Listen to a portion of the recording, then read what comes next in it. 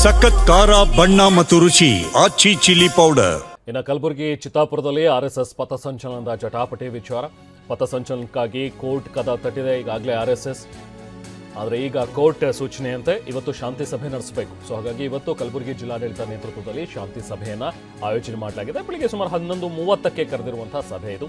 10 ಸಂಘಟನೆಗಳ ಜೊತೆ ಶಾಂತಿ ಸಭೆ ನಡೆಯುತ್ತೆ. ಈ ಹಿಂದೆ 8 ಸಂಘಟನೆಗಳು ಅರ್ಜಿಯನ್ನು ಸಲ್ಲಿಸಿದ್ವು, ಅದಾದ್ಮೇಲೆ 9 ಆಯಿತು, ಈಗ 10, 11 ಈ ಥರ ಹೆಚ್ಚೆಚ್ಚು ಸಂಘಟನೆಗಳು ನಾವು ಕೂಡ ನವೆಂಬರ್ 2ಕ್ಕೆ ಒಂದು ಪಥಸಂಚಲನ ಮಾಡಬೇಕು, ನಮಗೂ ಕಾರ್ಯಕ್ರಮಕ್ಕೆ ಅವಕಾಶ ಕೊಡಿ ಅಂತ ಹೇಳಿ ಬಂದು ಕೇಳಿದ್ದಾರೆ. ಸೊ ಈಗ ಯಾರಿಗೆ ಅವಕಾಶ ಕೊಡಬೇಕು ಅನ್ನುವಂಥದ್ದು ಬಹಳ ಚರ್ಚೆಗೆ ಗ್ರಾಸವಾಗಿರುವಂಥ ವಿಚಾರ. ಸೊ ಹೀಗಾಗಿ ಎಲ್ಲ ಸಂಘಟನೆಗಳ ಜೊತೆ ಮೊದಲು ಇವತ್ತು ಶಾಂತಿ ಸಭೆ ನಡೆಸಬೇಕು. ಆ ಶಾಂತಿ ಸಭೆ ಆದ ನಂತರ ನಾಡಿದ್ದು ಮತ್ತೆ ಕೋರ್ಟ್ಗೆ ರಿಪೋರ್ಟನ್ನು ಕೊಡಬೇಕಾಗತ್ತೆ. ಅದನ್ನು ಆಧರಿಸಿ ಕಲಬುರಗಿ ಹೈಕೋರ್ಟ್ ಏನು ಹೇಳುತ್ತೆ ಸಂಚಾರಿ ಪೀಠ, ಯಾರಿಗೆ ಅವಕಾಶ ಸಿಗ್ಬೋದು ಅಥವಾ ಎಲ್ರಿಗೂ ಕೂಡ ಅವಕಾಶ ನಿರಾಕರಿಸಲಾಗುತ್ತಾ ಅಥವಾ ಕೆಲವೊಂದಷ್ಟು ಕಂಡೀಷನ್ಸನ್ನು ಹಾಕಿ ಟೈಮ್ ಫ್ರೇಮನ್ನು ಹಾಕಿ ಕೆಲವೊಂದಷ್ಟು ಏರಿಯಾ ಬೌಂಡ್ ಮಾಡಿ ಇಲ್ಲಿ ಮಾತ್ರ ನೀವು ಮಾಡಬೇಕು ಅನ್ನುವಂಥದ್ರ ಬಗ್ಗೆ ಕೆಲವೊಂದಷ್ಟು ರೆಸ್ಟ್ರಿಕ್ಷನ್ಸ್ ಹಾಕಿ ಪರ್ಮಿಷನ್ ಏನಾದರೂ ಕೊಡ್ಬೋದಾ, ಅಥವಾ ಕಂಪ್ಲೀಟ್ ಆಗಿ ಪರ್ಮಿಷನ್ ಓಕೆ ನೀವು ಮಾಡಿ ಪಥಸಂಚಲನ ಅಂತೇಳಿ RSSಗೆ ಸಿಗಬಹುದಾ, ಇದೆಲ್ಲವೂ ಕೂಡ ಇವತ್ತಿನ ಶಾಂತಿ ಸಭೆಯ ಮೇಲೆ ನಿರ್ಧಾರವಾಗುತ್ತೆ.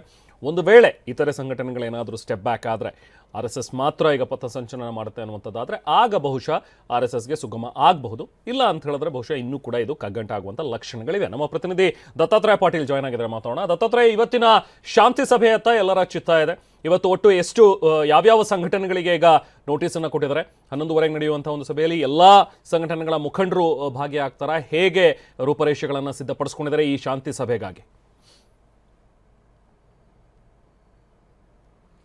ರೆಹಮಾನ್, ನಿಜಕ್ಕೂ ಏನು ನಿನ್ನೆವರೆಗೂ ಏನಂತಾರೆ ಜಿಲ್ಲಾಧಿಕಾರಿಗಳ ಕಚೇರಿಯಿಂದ ಬಂದಿರತಕ್ಕಂಥ ಮಾಹಿತಿ ಪ್ರಕಾರ 10 ಸಂಘಟನೆಗಳಿಗೆ ಏನು ನೋಟಿಸನ್ನು ನೀಡಲಾಗಿತ್ತು ಅಧಿಕೃತವಾಗಿ. ಆದರೆ ಅದಾದ ನಂತರ ಮತ್ತೆರಡು ಸಂಘಟನೆಗಳು ಕೂಡ RSS ಪಥಸಂಚಲನವನ್ನು ವಿರೋಧಿಸಿ ಏನು ಮನವಿಯನ್ನು ಸಲ್ಲಿಸಿರ್ತಕ್ಕಂಥ ಹಿನ್ನೆಲೆಯಲ್ಲಿ ಆ 2 ಸಂಘಟನೆಗಳಿಗೂ ಕೂಡ ಅವಕಾಶ ಸಿಗುವಂಥ ಸಾಧ್ಯತೆ ಇದೆ. ಹೀಗಾಗಿ ಒಟ್ಟು 12 ಸಂಘಟನೆಗಳು ಇವತ್ತಿನ ಶಾಂತಿ ಸಭೆಯಲ್ಲಿ ಏನಂತಾರೆ ಭಾಗವಹಿಸುವಂಥ ಸಾಧ್ಯತೆ ಹೆಚ್ಚಾಗಿರ್ತಕ್ಕಂಥದ್ದು. ಮತ್ತು ಆ ಜಿಲ್ಲಾಡಳಿತ ಇರತಕ್ಕಂಥ ನಿಬಂಧನೆ ಪ್ರಕಾರ ಕೇವಲ 3 ಜನ ಸದಸ್ಯರು ಮಾತ್ರ ಈ ಒಂದು ಶಾಂತಿ ಸಭೆಗೆ ಹಾಜರಾಗಬೇಕು ಮತ್ತು ಆ 3 ಜನ ಸದಸ್ಯರು ಲಿಖಿತ ಹೇಳಿಕೆಯನ್ನು ದಾಖಲಿಸಬೇಕು.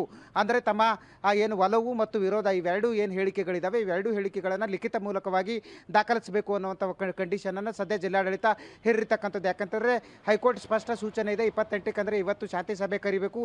ಶಾಂತಿ ಸಭೆಯಲ್ಲಿ ಶತಾಯಗತಾಯ ಜಿಲ್ಲಾಡಳಿತ ಇವೆಲ್ಲ ಸಂಘಟನೆಗಳನ್ನು ಒಂದುಗೂಡಿಸಬೇಕು ಮತ್ತು ಇವೆಲ್ಲವನ್ನು ಕೂಡ ಮನವೊಲಿಸಬೇಕು ಅನ್ನುವಂಥ ಒಂದು ಆ ಸೂಚನೆಯನ್ನು ನೀಡಿರ್ತಕ್ಕಂಥ ಹಿನ್ನೆಲೆಯಲ್ಲಿ ಶಾಂತಿ ಸಭೆಯಲ್ಲಿ ಆದಷ್ಟು ಆ ಜಿಲ್ಲಾಡಳಿತಕ್ಕಂಥ ಮಾಡಿರ್ತಕ್ಕಂಥ ಕೆಲಸ ಎಲ್ಲರನ್ನೂ ಕೂಡ ಸಮಾಧಾನ ಮಾಡಬೇಕು ಮತ್ತು ಎಲ್ಲರನ್ನ ಒಗ್ಗೂಡಿಸಿಕೊಂಡು ಹೋಗಿ ಶಾಂತಿಯುತವಾಗಿ ಸಮಸ್ಯೆಯನ್ನು ಬಗೆಹರಿಸಬೇಕು ಅನ್ನೋ ಒಂದು ನಿಟ್ಟಿನಲ್ಲಿ ಸದ್ಯ ಶಾಂತಿ ಸಭೆಯನ್ನು ಕರೆದಿರ್ತಕ್ಕಂಥದ್ದು. ಆದರೆ RSS ಹೊರತುಪಡಿಸಿ ಉಳಿದ ಎಲ್ಲ ಸಂಘಟನೆಗಳು ಕೂಡ RSS ಪಥಸಂಚಲನವನ್ನು ವಿರೋಧಿಸಿರ್ತಕ್ಕಂಥ ಕಾರಣವಾಗಿ ಸಹಜವಾಗಿ ಇವತ್ತಿನ ಶಾಂತಿ ಸಭೆಯತ್ತ ಎಲ್ಲರ ಚಿತ್ತ ನೆಟ್ಟಿರ್ತಕ್ಕಂಥದ್ದು. ಯಾಕಂತಂದರೆ ಯಾವುದೇ ಕಾರಣಕ್ಕೂ ಕೂಡ ಉಳಿದ ಸಂಘಟನೆಗಳು ಬಗ್ಗೋದಿಲ್ಲ ಅನ್ನುವಂಥ ಒಂದು ಮಾಹಿತಿ ಕೂಡ ಸದ್ಯ ಸಿಕ್ಕಿರ್ತಕ್ಕಂಥದ್ದು. ಹೀಗಾಗಿ ಇವತ್ತಿನ ಶಾಂತಿ ಸಭೆಯಲ್ಲಿ ಬರ್ತಕ್ಕಂಥ ಮಾಹಿತಿಗಳು ಮತ್ತು ಅಲ್ಲಿ ದಾಖಲಾಗತಕ್ಕಂಥ ಹೇಳಿಕೆಗಳನ್ನು ಒಟ್ಟುಗೂಡಿಸಿ ಸದ್ಯ ಜಿಲ್ಲಾಡಳಿತ ಇವತ್ತು ಏನು ಹೈಕೋರ್ಟ್ ಸಂಚಾರಿ ಪೀಠಕ್ಕೆ ವರದಿಯನ್ನು ಸಲ್ಲಿಸುತ್ತೆ. ಯಾವ್ಯಾವ ರೀತಿ ಹೇಳಿಕೆಗಳು ಬಂದವು, ಯಾರೆಲ್ಲ ಏನು ಅಂತಾರೆ ಧ್ವನಿಗೂಡಿಸಿದ್ರು ಮತ್ತು ವಿರೋಧ ವ್ಯಕ್ತಪಡಿಸಿದರು ಮತ್ತು ಈ ಎಲ್ಲ ಸಂಘಟನೆಗಳಿಗೂ ಕೂಡ ಅವಕಾಶ ನೀಡಿದರೆ ಒಂದೊಮ್ಮೆ ಯಾವೆಲ್ಲ ರೀತಿಯಾಗಿ ಕಾನೂನು ಸುವ್ಯವಸ್ಥೆಗೆ ಧಕ್ಕೆ ಆಗುತ್ತೆ ಮತ್ತು ತೊಂದರೆ ಆಗುತ್ತೆ ಮತ್ತು ಯಾವೆಲ್ಲ ರೀತಿಯಾದಂಥ ಬಂದೋಬಸ್ತ್ ಮಾಡ್ಕೊಳ್ಬೇಕಾಗುತ್ತೆ ಅನ್ನುವಂಥದ್ದು ಸಂಪೂರ್ಣವಾದ